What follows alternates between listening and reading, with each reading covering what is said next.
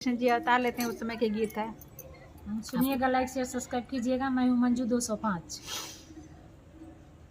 देवकी के जन्म में लाला ना बड़ा सुंदर हो।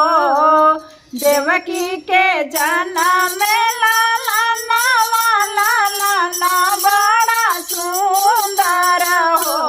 रामा वासुदेव के जियरा जुड़ा लाला ना बड़ा सुंदर हो। रामा वासुदेव के जियरा जुड़ा लाला ना बड़ा सुंदर हो। ब्रह्मा विष्णु शंकर निहारे तो फूला बरसावेला हो। ब्रह्मा विष्णु शंकर निहारे तो फूला बरसावेला हो। ललना पलना में टिहू की मचावे तरस बरसावेला हो। ललना पलना में टिहू की मचावे तरस बरसावेला हो। गंगा यमुना सरजू बखाने की गोदिया खेलावेला हो।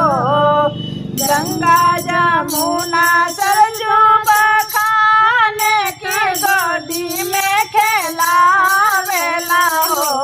ललना हंसी हंसी मुस्की लगावे त जग के हिलावेला हो। ललना हंसी हंसी मुस्की लगावे त जग के हिलावेला हो। धरती पर लिहल जाना मामा के आकाशवा डोलावेला हो।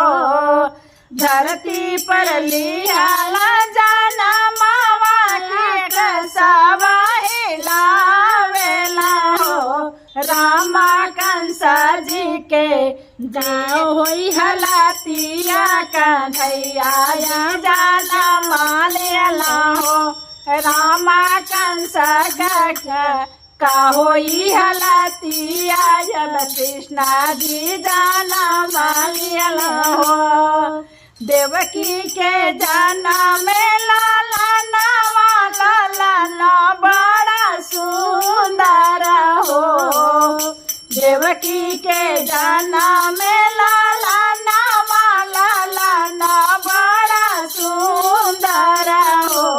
रामा वासुदेव के जियरा जुड़ा लाला ना बड़ा सुंदर हो।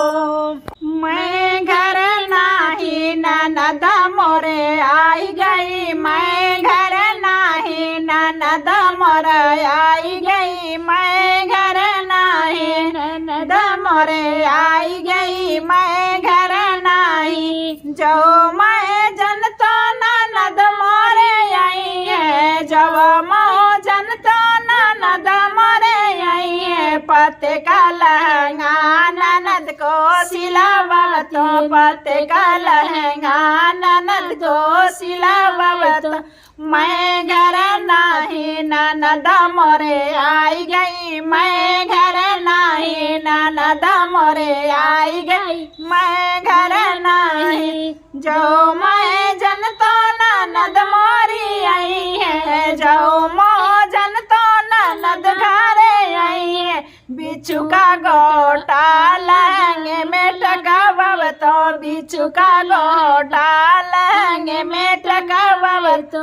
मैं घर नाही ननद मोरे आई गई। मैं घर नाही ननद घर आई गई। जो मैं जन तो ननद मोरी आई है। जो मो जन तो ननद मोरी आई है।